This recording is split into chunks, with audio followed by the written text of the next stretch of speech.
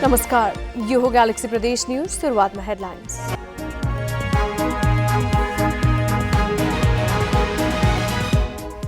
नाम समेत नराखी प्रदेश एक सभाको कार्यकाल सकियो। आजै कार्यकाल सकिएको सुदूरपश्चिमले बनायो 67वटा ऐन।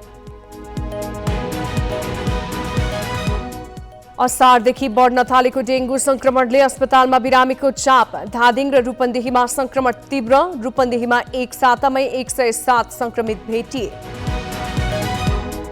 धरानस्थित बीपी कोइराला स्वास्थ्य विज्ञान प्रतिष्ठान चरम आर्थिक संकटमा। बिरामी र आमदानीको स्रोत नघटे पनि कर्मचारीलाई तलब खुवाउनै समस्या। र शान्ति सम्झौताको 16 वर्ष पुग्न लाग्दा पनि द्वन्द्वमा बेपत्ताहरूको अवस्था बेखबर। पीडित परिवारको अवस्था दयनीय।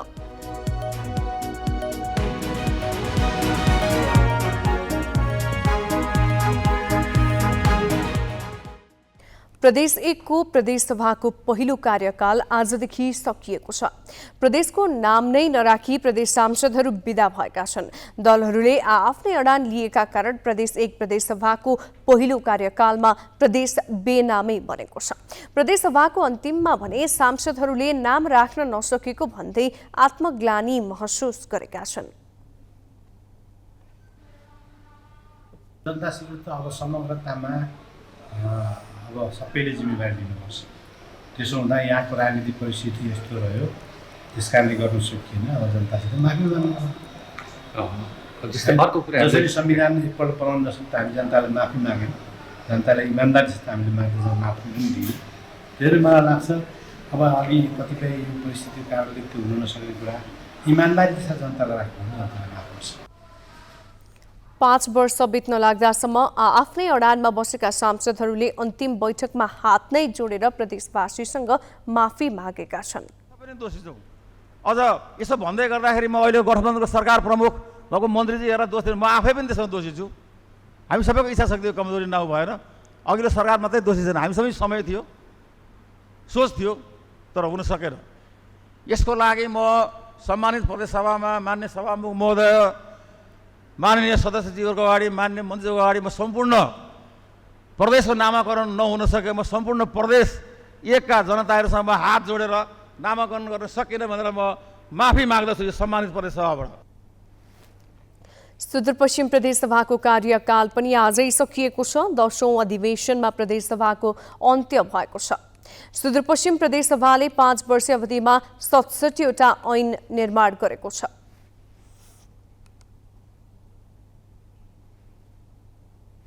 धादिङ र रूपन्देहीमा डेंगू संक्रमितको संख्या बढेको छ। रूपन्देहीमा पछिल्लो एक सातामै 107 जनामा डेंगू संक्रमण पुष्टि भएको छ। धादिङमा भदौ यता स्वास्थ्य परीक्षणका लागि आएका मध्ये 52 जनामा डेंगू देखिएको छ। साउनमा 62 जना बिरामीमा संक्रमण पुष्टि भएको थियो। साउन यता धादिङमा डेंगू संक्रमित बढेर 114 पुगेका छन्। अहिले दैनिक जाँच गराउन आउने मध्ये 12 जनासम्म डेंगूका बिरामी भेटिएको जिल्ला अस्पताल धादिङले जनाएको छ।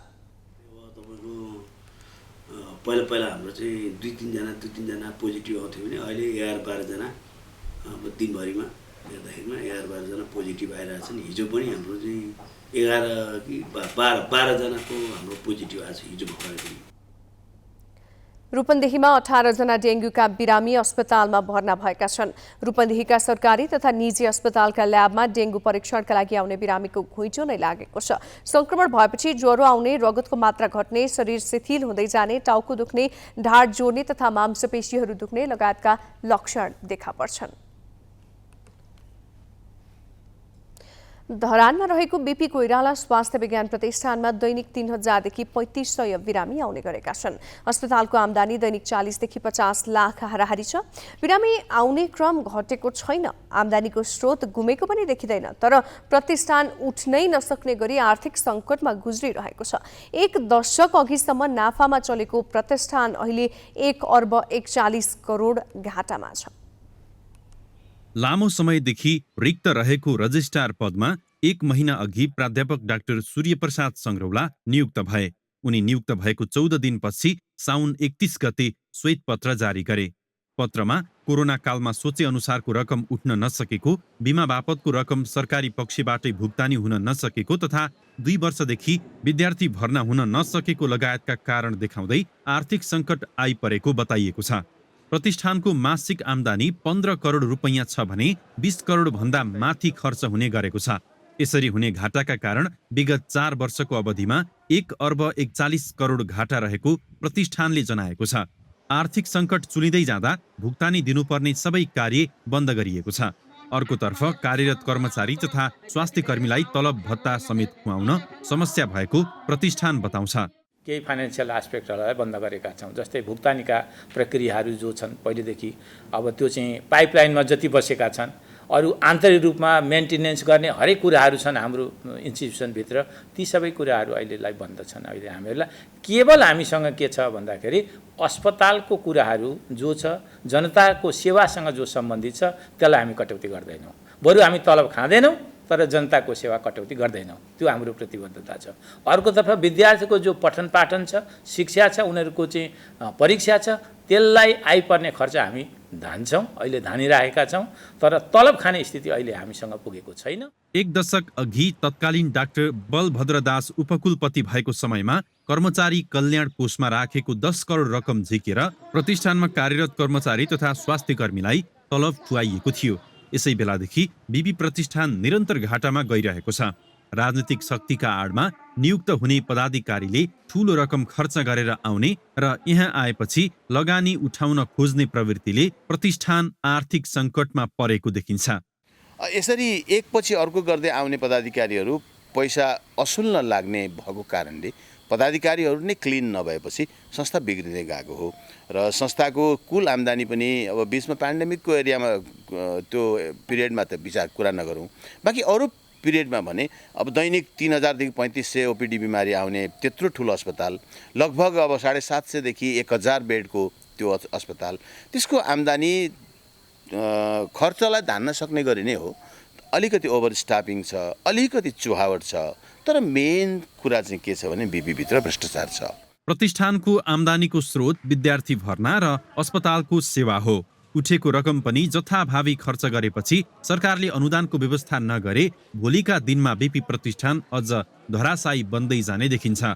त्यत्रो घाटा चाहिँ बिपीकेआइएसले जो बोक्दै छ, त्यो बोक्दै गरेको घाटालाई परिपूर्ति गर्ने अहिले तत्काल त केही जादुको छडी हुँदैन पदाधिकारीहरूसँग। यसलाई त नेपाल सरकारले अलिकति सहयोग गर्नुपर्छ, हेल्प गर्नुपर्छ, अलिकति कोटा थपिदिनुपर्छ, नर्सिङको कोटा, एमबिबिएसको कोटा, एमडीको कोटा थपिदिनुपर्छ। उसको आम्दानीको बाटो नै विद्यार्थी हो हैन। अब एउटा आम्दानीको बाटो ल्याब हो, एउटा आम्दानीको बाटो चाहिँ हस्पिटल हो, एउटा आम्दानीको बाटो विद्यार्थी हो। प्रधानमन्त्री स्वयं कुलपति रहेको प्रतिष्ठान यसरी धराशायी बन्दै गएपछि नेपालका अन्य स्वास्थ्य संस्थाको अवस्था कस्तो होला सहजै अनुमान गर्न सकिन्छ। इतिहास बोकेको प्रतिष्ठानलाई आर्थिक सङ्कटबाट जोगाउन र भ्रष्टाचार रहित संस्था बनाउन ढिलाइ गर्नु हुँदैन। ग्यालेक्सी फोकेका लागि सुनसरीबाट प्रकाश तिमसिनाको रिपोर्ट। मुलुकमा शान्ति सम्झौता भएको 16 वर्ष बित्यो, तर 10 वर्ष सशस्त्र द्वन्द्वका बेला बेपत्ता भएकाहरूको केही खबर छैन। सशस्त्र द्वन्द्वका क्रममा बेपत्ता पारिएका व्यक्तिको अवस्थाबारे खोजबिन नहुँदा परिवारलाई आघात त छँदैछ, सामाजिक र आर्थिक असर पनि खेपिरहेको छ। बेपत्ता परिवारहरू आफन्त गुमाउनुको पीडासँगै कठिन जिन्दगी बाँचिरहेका छन्। दाङको तुलसीपुर उपमहानगरपालिका स्थित भम्के निवासी लुमा गैरेका श्रीमान सशस्त्र द्वन्द्वका क्रममा बेपत्ता पारिए। 2059 सालमा बेपत्ता भएका श्रीमान लेप बहादुर विष्टको अहिलेसम्म अत्तोपत्तो छैन। खोज्नुपर्ने सारा ठाउँ खोजिन्, गुहार्नुपर्ने सबै निकाय गुहारिन्, तर श्रीमानको कुनै खबर आएन। श्रीमानको अभावको पीडासँगै घरको आर्थिक अवस्था पनि गुम्यो। बेपत्ता श्रीमानका नाममा 10 लाख रुपैयाँ राहत पाएकी उनलाई अहिले जीवन धान्न गाह्रो भएको छ। एकल महिला जस्तो भइएछ, अब थाहा केही छैन, अनि अब आउने आश छ, न सास न लास भइयो, अनि दिन रात रोएर दिँदैन। अहिले आउनुहुन्छ कि भोलि आउनुहुन्छ कि पर्सि आउनुहुन्छ कि भन्ने जस्तो छ हामीलाई। यता नहुँदा हम त्यही हो समस्या।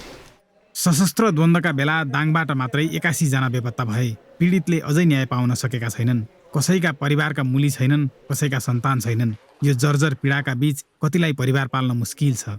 भदौ 15 गते मात्रै तुलसीपुरमै अन्तर्राष्ट्रिय बेपत्ता दिवस मनाइएको छ। दिवस हरेक वर्ष आउँछ, तर बेपत्ता भएका सन्तान अहिलेसम्म आएका छैनन्। मलवरमा थाना छ, त्यो थानाहरूले ए लेखबहादुर सुतिरहेको छ यतिखेर भन्ने उठाउन आउने चल्ला छन् भने चल्ला छोपेर लैने तरकारी फल्या छन् तरकारी लगेर जाने त्यस्तो गर्दा गर्दै त्यही राज्यले मेरो श्रीमानलाई यस्तो गराउँदाखेरि 10 लाख रुपियाँ त हामीले पायौँ। मेरो 11 वर्षको छोरो थियो, 7 भाइनामा 2 भाइना छोरोछोरी, छोरीको विवाह गरिदिनु भयो।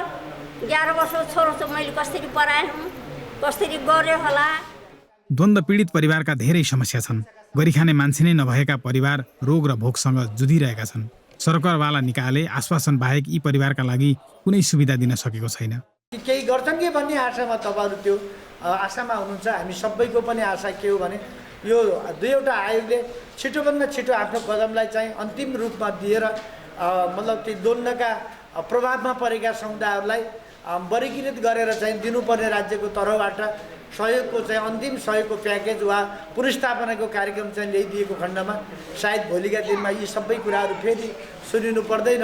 राज्य र विद्रोही पक्षले बन्दुक बिसाएपछि मुलुकमा हिंसात्मक गतिविधि हुन छाडे। शान्ति प्रक्रियापछि मुलुकमा धेरैले शान्तिको अनुभूत पनि गरे। तर द्वन्द्व प्रभावित तुलसीपुरमा आज पनि युद्धको घाउ उस्तै छ। न्यायिक निकाय सत्य निरूपण तथा मेलमिलाप आयोगमा निवेदनका चाङ छन्, तर छानबिन अघि बढेको छैन। शान्ति स्थापनाको 2 दशक बित्न लाग्दा पनि ती घटनाबारे सरकार चुपचाप छ। ग्यालेक्सी फोकेका लागि दाङबाट निराजन डाँगीको रिपोर्ट। वर्षायाममा नारायणगढ मुगलिन सडक खण्डको यात्रा भरपर्दो हुँदैन। सडक फराकिलो पारेपछि यात्रा सहज हुने र दूरी छोटिने अपेक्षा गरिए पनि ठाउँ ठाउँमा खस्ने पहिरोका कारण शास्ति नै भोग्नुपर्छ। सामान्य वर्षा भए पनि सडकमाथिबाट झर्ने गेग्रानले घण्टौँसम्म सवारी जाम हुने गरेको छ, जसका कारण यात्रुले कठिनाई भोग्दै त्रासदीपूर्ण यात्रा गर्न बाध्य हुनुपर्छ। भरतपुर महानगरपालिका वार्ड नम्बर 29 को नारायणगढ मुगलिन सडक खण्डको यो मौरी पुलमा हरेक दिन जस्तो पहिरो जाने गरेको छ। पानी आउन साथ माथिबाट ग्राभल बगेर जाने र त्यो सडकमा पुगिसके पछाडि बाटो अवरुद्ध हुने र घण्टौँ समय लाग्ने बाटो खुलाउनका लागि, जस कारणले गर्दा यात्रुहरूको विचल्ली हुने गरेको छ। घण्टौँ समयसम्म यात्रुहरूले यही पहिरोका कारण शास्ति भोगिरहेका छन्। धेरै नै समस्या छ यो बाटाले गर्दाखेरि। न त राम्रोसँग गाडी गुड्न पाछ, न त राम्रोसँग जनताहरूले सुख पाछन्, न त नै हामीले नै सुख पाछौँ, न त टाइममा खान पाछौँ, न त सुत्न पाछौँ। रात दिनै यसरी मजुरी गर्दाखेरि पनि राम्रोसँग सुत्नै नै पाएनौँ। यो भन्दा दुःख जनताले कति दिनसम्म भोग्नु पर्छ। बाटो हिउँदमा बनाउने हो, यो बर्खामा मात्र बनाएर देखावटी भएन। दुःख चाहिँ जनताले पाइयो। बिहान 6 बजेदेखि रामघाटदेखि काम पर्दै यहाँसम्म पुग्यौँ। खानापिना प्यासेन्जरहरू पनि भोकै छन्। यहाँ होटेल पनि त्यस्तो छैन खान लागेको। जहिले पनि पानी पऱ्यो भने त्यस्तो पानी पऱ्यो भने सधैँ समस्या हुन्छ। 8 दिन 8 घन्टा 6 घन्टा जाम जहिले पनि। तिनवटा गुनारहरूको प्रयोग गरेर बाटोमा पुगेको अवस्था छ। यो चाहिँ सधैँको समस्या देखिन्छ। पहिरो आउने, पानीले बगाउने र यो चाहिँ खाडल पुरिराख्ने, दिनदिनै चाहिँ सफा गर्नुपर्ने अवस्था हो। यसको लागि महानगरपालिकाले कि त समयमा टेन्डर चलाउने या भरतपुर महानगरपालिका वडा नम्बर 29ले सामुदायिक वनको क्षेत्र भन्ने बुझिया छ। त्यसलाई चाहिँ एउटा निकास निकालेर यसको दीर्घकालीन समाधानको उपाय चाहिँ तत्काल गर्न पनि देखिन्छ। सामान्य पहिरो झर्ना साथ माथि थुप्रिएको ग्राभल त्यही बाटोमा झर्छ र यो बाटो अवरुद्ध हुन्छ, जसका कारण घण्टौँ बाटो खुलाउनका लागि थुप्रै जनशक्तिको प्रयोग गर्नुपर्ने बाध्यता छ। यसलाई यहाँबाट नहटाएसम्म यसको दीर्घकालीन समाधान हुने देखिँदैन। त्यसैले भरतपुर महानगरपालिकाले महानगरमा भएको ग्राभल अभावको समस्या समाधान गर्न र सँगै यो बाटोमा जाम हुने समस्या समाधान गर्नका लागि यो थुप्रिएको ग्राभल यहाँबाट निकाल्न सक्यो भने यसले यात्रा गर्ने यात्रुहरूको यात्रा सुरक्षित बन्नका साथै भरतपुर महानगरले विकास निर्माणमा पनि यो ग्राभललाई प्रयोग गर्न सक्छ, जसले भरतपुर महानगरको समृद्धिमा पनि टेवा पुर्याउने देखिन्छ। क्यामेरामा अर्जुन थापाको सहयोगमा प्रकाश दिग्देल, केराबारी। गाउँको नाम दरबार डाँडा। झट्ट नाम सुन्दा गाउँमा विकासले निकै फड्को मारिसके जस्तो भानुहुन्छ। तर बागमती प्रदेश सदरमुकाम हेटौँडाबाट 50 किलोमिटरको दूरीमा पर्ने दरबार डाँडाको अवस्था भने निकै दुरूह छ। गाउँमा खानेपानी, बिजुली, स्वास्थ्य, शिक्षा जस्ता आधारभूत पूर्वाधार पनि छैनन्। बागमती प्रदेश राजधानी हेटौँडाबाट 50 किलोमिटरको दूरीमा रहेको बकैया गाउँपालिका 7 मा पर्छ दरबार डाँडा। नाम दरबार डाँडा भए पनि यहाँका बासिन्दाको जीवन भने कष्टकर छ। हेटौँडाबाट हर्दासम्म मोटर बाटो छ। त्यहाँबाट 3 घण्टाको उकालो चढेपछि दरबार डाँडा पुगिन्छ। विकासले नछोएको तामाङ जातिको बाहुल्य रहेको यस गाउँमा 60 घरधुरी छन्। बत्ती मात्र आइदियो भने पानीको समस्या पनि मुक्ता हुन्छ र घट्टामेलको पनि मुक्ता हुन्छ। घट्टामेल जानलाई तपाईँको यहाँबाट 2 घण्टा हिँड्नुपर्छ, आउनलाई 3 घण्टा। गाउँमा बिजुली, सञ्चार, खानेपानी, विद्यालय, स्वास्थ्य चौकी केही छैन। ढिका नुन किन्न पनि 3 घण्टा हिँडेर छतिवन बजार झर्नुपर्छ। कोही अकस्मात बिरामी भए जङ्गलको बाटो 2 घण्टा बोकेर ओह्रालो झर्नुपर्छ। जोखिमपूर्ण पैदल यात्रा यहाँका जनताको बाध्यता हो। बिरामी भयो भने त्यही हो, अब बाटो त यस्तै छ, खराब छ बाटो, एकदम नराम्रो। अब यहाँ त तन्दामा पोको पारेर लानुपर्ने हुन्छ कि त त्यही हो डोकोमा बोकेर लानुपर्छ। धेरै टाढो छ, छतिवन पुग्नुपर्ने हुन्छ। एउटा ट्याब्लेट लिनलाई धरि छतिवन पुग्नुपर्ने हुन्छ। 2028 सालदेखि बसोबास सुरु भएको गाउँमा विद्युतका लागि बकैया गाउँपालिकाले आर्थिक वर्ष 2077-78 मा 15 लाख रुपैयाँ छुट्याएको थियो। स्थानीयले बोकेरै विद्युतका पोल र तार डाँडासम्म पुर्याए। बाटोको सुविधा नभएकाले हेलिकप्टर मार्फत ट्रान्सफर्मर ल्याइएको वर्ष दिन भइसक्यो, तर गाउँमा बिजुली बलेको छैन। यहाँबाट टासम्म पनि लानुभयो, हामी आफै गर्छौँ भनेर होइन। त्यसपछि त्यो ठाउँ पनि विकट होइन, अनि त्यो गएर हर्दा भन्ने ठाउँमा लानुभयो र त्यहाँबाट उहाँहरू सायद हेलिकप्टरबाट दरबार डाँडा पुर्याउनु भएको रहेछ होइन। अब त्यहाँ त्यो ट्रान्सफर्मर चालु नहुने कारण के रहेछ भने एसटी लाइन त बन्यो, तर एटी लाइन उहाँहरूले बनाउनु भएन कि। बकैया गाउँपालिका पनि विद्युत लगायतका सेवा पुर्याउन लागि परेको बताउँछ। ट्रान्समिटर गएको मात्र कुरा थाहा छ, हामीले त्यो हेर्छौँ। र मेरो गाउँपालिकामा पोल, यो पुरानो पोल फेर्ने मात्र होइन, अरू पनि पोल फेरेर 1 वर्षभित्र बत्ती बाल्नुपर्छ, जसरी सबै ठाउँमा भनेर मैले प्राधिकरण भनेको छु। बिजुली मात्रै होइन, गाउँमा पिउने पानीको पनि समस्या छ। खोल्सामा बगेको पानी लिन पनि आधा रातमा हिँड्नुपर्छ। कक्षा 4 सम्मको आधारभूत विद्यालय छ। 4 कक्षा उत्तीर्ण बालबालिकाले 8 सम्म पढ्न दैनिक 5 घण्टाको पैदल यात्रा गर्नुपर्छ। 9 कक्षा पुगेपछि दैनिक 7 घण्टा टाढाको विद्यालय धाउनुपर्छ। विद्यालय टाढा भएकै कारण धेरै विद्यार्थी बीचमै पढाइ छाड्न बाध्य हुन्छन्। देशमा 3 तहका सरकारहरू छन्। ती सरकारहरू आम नागरिकका लागि नै काम गरिरहेको दाबी गर्छन्, तर विकटमा रहेका आम नागरिकहरू भने आधारभूत सेवाबाट समेत वञ्चित भइरहेका छन्। यसतर्फ सोच्ने कसले? क्यामेरामा अनिश चौलागाईका साथ देवराज पन्त, ग्यालेक्सी 4K, मकवानपुर। वीरगञ्ज महानगरपालिकाले नागरिकको सेवा प्रवाहलाई छिटो, छरितो र प्रभावकारी बनाएको दाबी गरेको छ। आज 100 दिनको प्रगति विवरण सार्वजनिक गर्दै नगर प्रमुख राजेश मान सिंहले जनताको सेवा सुविधा चुस्त दुरुस्त बनाउन सफल भएको दाबी गरेका हुन्। महानगरको सबै शाखामा रहेको बेथिति, कमी कमजोरी हटाउँदै छिटो, छरितो सेवा प्रदान गर्ने प्रणालीको विकास गरेको बताइएको छ। सीसी क्यामेराबाट कर्मचारीको निगरानी, सेवाग्राहीलाई खानेपानीको व्यवस्था, आलो पालो गरी काम गर्न टोकनको व्यवस्था गर्नुलाई महानगरले प्रगति ठानेको छ। यस्तै महानगरभित्रका वडा कार्यालयहरूमा 1 वडा 1 सचिव र सहसचिवको व्यवस्थापन गरिएको पनि प्रगति विवरणमा उल्लेख छ। महानगरपालिकाभित्र धार्मिक स्थलको सौन्दर्यकरण, वृक्षारोपण, विद्यार्थीका लागि छात्रवृत्ति र मेयर घर दैलो स्वास्थ्य कार्यक्रम सञ्चालन अन्तिम चरणमा पुगेको पनि नगर प्रमुख सिंहले जानकारी दिए। हामी ग्यालेक्सी प्रदेश न्यूजको अन्तमा छौँ। जाँदा जाँदै हेडलाइन्स।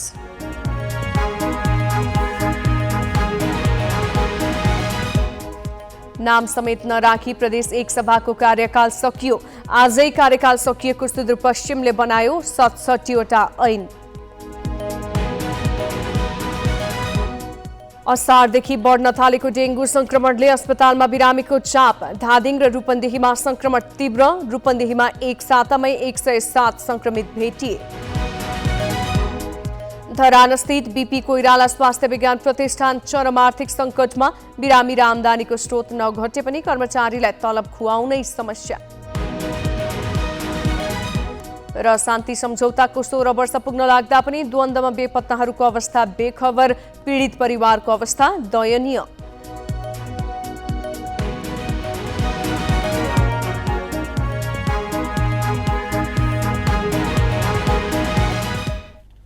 ग्यालेक्सी प्रदेश न्यूज अहिलेलाई सकियो। राति 8 बजे ग्यालेक्सी न्यूज आवर लिएर आउनेछौँ। नमस्ते।